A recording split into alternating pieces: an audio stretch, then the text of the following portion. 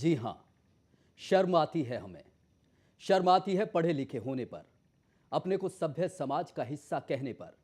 शर्म आती है हमें इस दुनिया का सबसे अच्छा प्राणी होने पर। जी हाँ, शर्म आती है अपने इंसान होने पर, क्योंकि जिस तरह से हैवानियत की तस्वीर हमारे प्रदेश में सामने आई है, उसने हम सबको शर्मिंदा कर दिया है।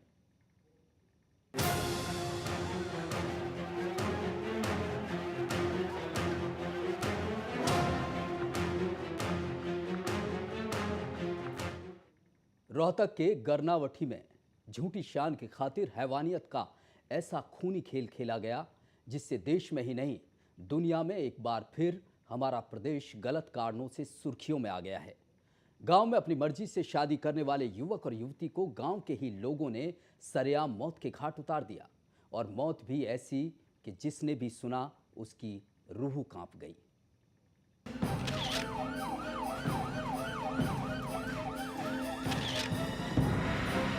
हरियाणा फिर शर्मसार है, लज्जित है, खून के रंग से सराबोर है। हरियाणा में फिर से फॉरेन किलिंग हुई है। प्रेमी युगल को सरेआम मौत के घाट उतारा गया है। मौत भी ऐसी जो रूह कपा दे। बर्बरता, पशुता, नृशंसता की सारी हदें पार कर दी, जिसे देख तालिबानी भी शर्मसार हो जाए। ये मामला है रोहतक के गरनावठी गांव का। मंगलवार से गायब प्रेमी जोड़े को मौत के घाट उतार दिया गया।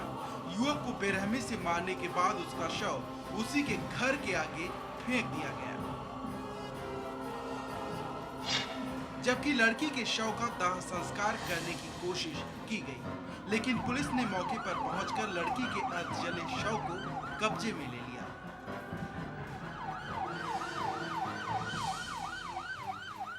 इसका मर्डर किया गया, इसकी गर्दन अलग की गई, हाथ पांव काट दिए गए। उसकी डेड बॉडी लड़के के घर के आगे डाल दी और लड़की की डेड बॉडी को इन्होंने शमशान घाट में संस्कार कर दिया। इसी गांव में रहने वाले प्रेमी जोड़े रोहतक में पढ़ते थे। दोनों में 3 साल से प्रेम था। ये बात घर वालों को भी पता थी। दोनों मंगलवार सुबह घर से निकले थे और जल्द ही शादी करना चाहते थे,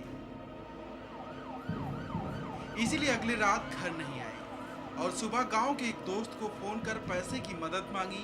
ये बात परिजनों को पता चल गई और फिर इन्हें पैसे के बहाने बहादुरगढ़ बुलाया गया।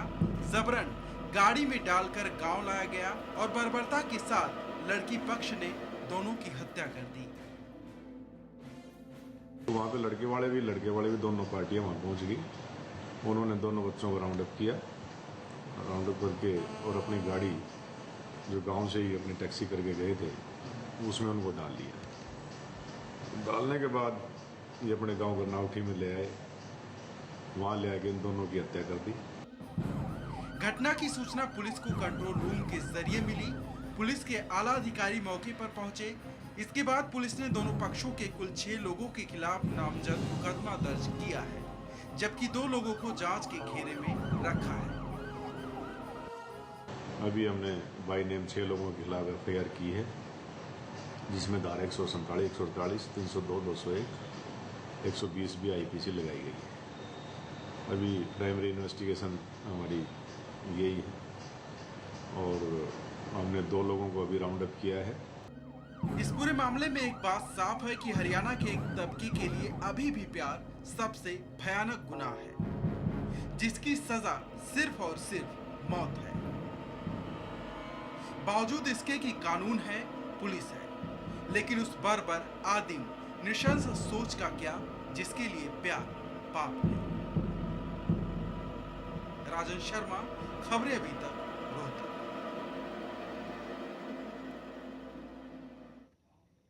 जी हाँ, बड़ा सवाल यही कि उस सोच का होगा क्या।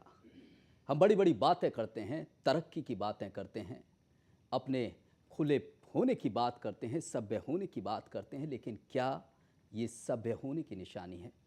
हमारे साथ एक खास पैनल इस चर्चा में मौजूद है। हमारे साथ भगत सिंह दलाल, जो कि जाट नेता हैं, वो स्टूडियो में मौजूद हैं। साथ ही सुप्रीम कोर्ट के वरिष्ठ वकील देव कुमार भारद्वाज हमारे साथ मौजूद हैं। इनके अलावा समाज सेवी पूनम भटनागर हमारे साथ मौजूद हैं और एक विजेंद्र कुमार वरिष्ठ पत्रकार हमारे साथ मौजूद हैं। साथ ही राजा कौशिक जो यूथ का पक्ष रखने के लिए हमारे साथ स्टूडियो में खास तौर से हमने बुलाया है, क्योंकि सवाल बड़ा यही आता है कि कहीं ना कहीं जो यूथ है हमारा, वो हमारी परंपराओं से खिलवाड़ कर रहा है, समाज की जो नीतियां हैं उनको वो पीछे रख रहा है। शायद यही वजह है कि उन्हें खासकर यूथ को इस तरह से मरना पड़ रहा है। भगत सिंह दलाल जी, सबसे पहले आपके पास आना चाहूँगा। जाट नेता हैं, खापों में भी अक्सर इन्होंने प्रतिनिधित्व किया है। दलाल साहब, सवाल यही उठता है कि आखिर जो ये सोच है कब तक ये स्थिति बनती रहेगी कि जो प्यार मोहब्बत करने वाले युवा हैं या अपने शर्तों पर ज़िंदगी जीने वाले युवा हैं, उनके साथ इस तरह की दरिंदगी, इस तरह की बेरहमी पेश आती रहेगी। देखिए, हमारा समाज जिस तरीके का ताना बाना हमारे समाज का है जी, उस समाज में हमें पैदा होते ही सिखाया जाता है ये माँ बहन बेटी, ये हमारे गोत्र हैं, ये हमारा गांव है और इसमें हमारे ऐसे संबंध इस तरीके के रहेंगे।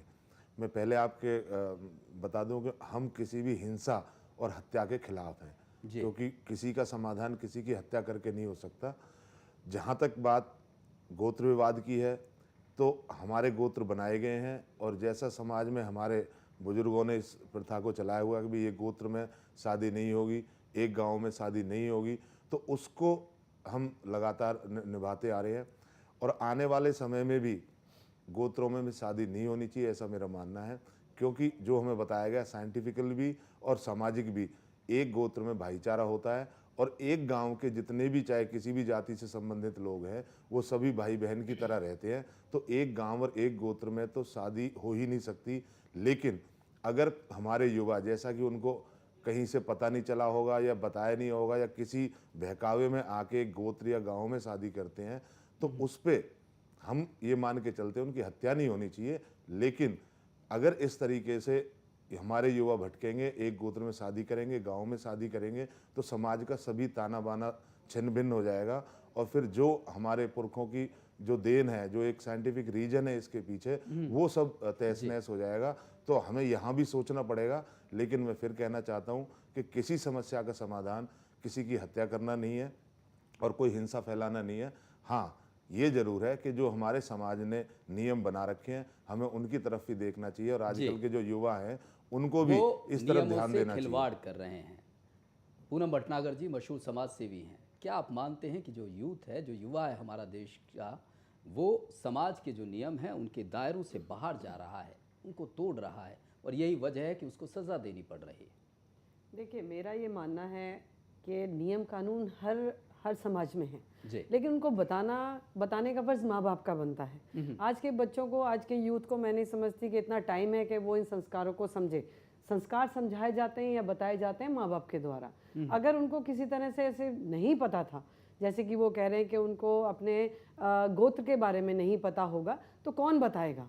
ये तो समाधान नहीं था कि उनको मार देना और इतनी जिल्लत से और इतने घटियापन का इस्तेमाल करना। मैं समझती हूँ बहुत ही घिनौनी हरकत थी, ये नहीं करनी चाहिए थी। हाँ, हमारा यूथ, देखिए पढ़ाई का एक, मैं समझती हूँ कहीं ना कहीं हम पढ़ाई की वजह से हमारा यूथ कहीं ना कहीं संस्कारों से भी दूर हो रहा है। कहीं ना कहीं हम लोग मॉडर्न तरीके से सोचने लगे हैं, कहीं ना कहीं आगे बढ़ गए हैं।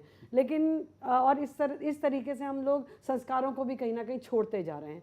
तो मेरा ये मानना है कि अगर हम चाहते हैं कि हमारे बच्चे कुछ संस्कारी बने, तो माँ बाप का फ़र्ज़ है, समाज का फ़र्ज़ है कि वो इस तरह की योग्यता उनको दे और उनको समझाए, ना कि इस तरह का ये जो परिणाम किया वो नहीं होना चाहिए था। जी, संस्कारों की कहीं ना कहीं कमी है, नियम तोड़ रहे हैं। राजा कौशिक हमारे साथ मौजूद हैं। वकील साहब, आपके पास भी आऊँगा। देव भारद्वाज हैं, सुप्रीम कोर्ट के वरिष्ठ लॉयर हैं, आपके पास आऊँगा। लेकिन जिस तरह से बात हो रही है राजा, क्योंकि आप यूथ को बिलोंग करते हैं, ये कहा जा रहा है कि जो नियम हैं समाज के, जो परंपरा हैं, उसको अनदेखा कर रहे हैं। जो संस्कार परिवार से मिलने चाहिए उनके बारे में आप जानने की कोशिश नहीं कर रहे हैं, इसलिए इस तरह की स्थिति बन रही है समाज में।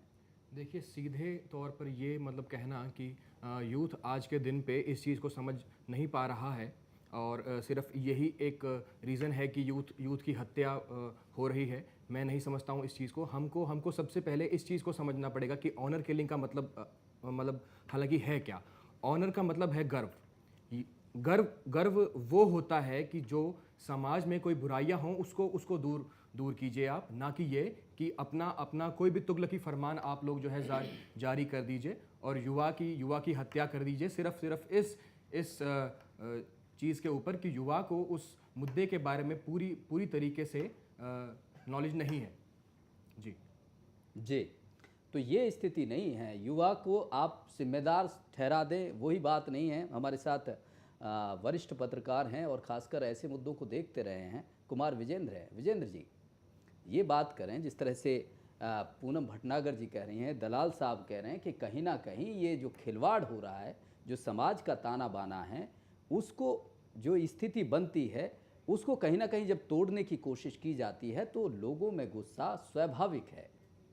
देखिए सोलंकी जी, यहाँ पे इस पूरे ताने बाने को जानने की ज़रूरत है। ये जो हुआ है, ये इस जो घटना हुई है, इस घटना को हम किसी भी पैमाने पे सही नहीं कर सकते हैं, क्योंकि ये असंवैधानिक है, पहली बात। दूसरी बात कि कत्ल हुआ है, किसी का भी कत्ल आपके घर पे, आप घर पे अंदर में कत्ल करो, घर के बाहर कत्ल करो, कत्ल होता है।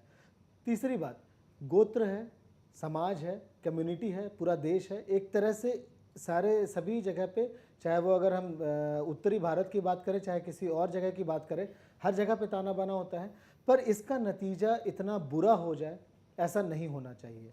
कुछ हल निकलना चाहिए, कुछ पैमाने होने चाहिए, कोई तरीका होना चाहिए। बैठकर, ठीक है आप उसके अगेंस्ट जा रहे हैं, सब कुछ वो आपके जो समाज है, आपका जो तौर तरीका है, गोत्र में शादी नहीं हो सकता है, ऐसा भी है। कस्टमरी अपना लॉ जिसको कानून भी मानता है, कस्टम्स को भी मानती है कानून, पर ये सारी चीज़ों के बीच में कानून को आप अपने हाथ में ले लें, इसलिए क्योंकि आपका शान है, आप झूठी शान के लिए कत्ल नहीं कर देंगे।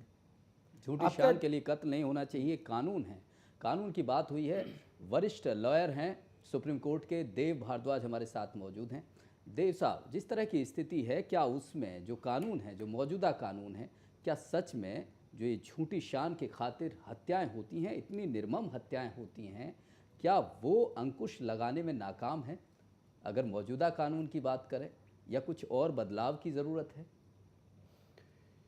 सोलंकी जी, सुप्रीम कोर्ट की डबल बेंच जस्टिस काटजू और जस्टिस ज्ञान सुधा मिश्रा ने भगवान दास वर्सेस स्टेट ऑफ यूपी जी में बड़े ऑनर किलिंग के कॉन्सेप्ट को बड़ी अच्छी तरह डिफाइन किया।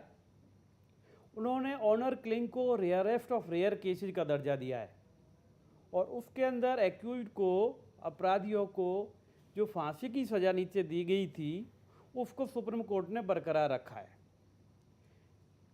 सुप्रीम कोर्ट ने कहा कि हर इंसान को अपनी अभिव्यक्ति का अधिकार है, जिंदगी जीने का अधिकार है, जिंदगी जीने और अभिव्यक्ति के अंदर अपनी मर्जी से शादी करने का भी अधिकार है। अब सवाल ये उठता है कि शादी कैसे होनी चाहिए। इस सोसाइटी को रेगुलेट करने के लिए लॉ बना हुआ है।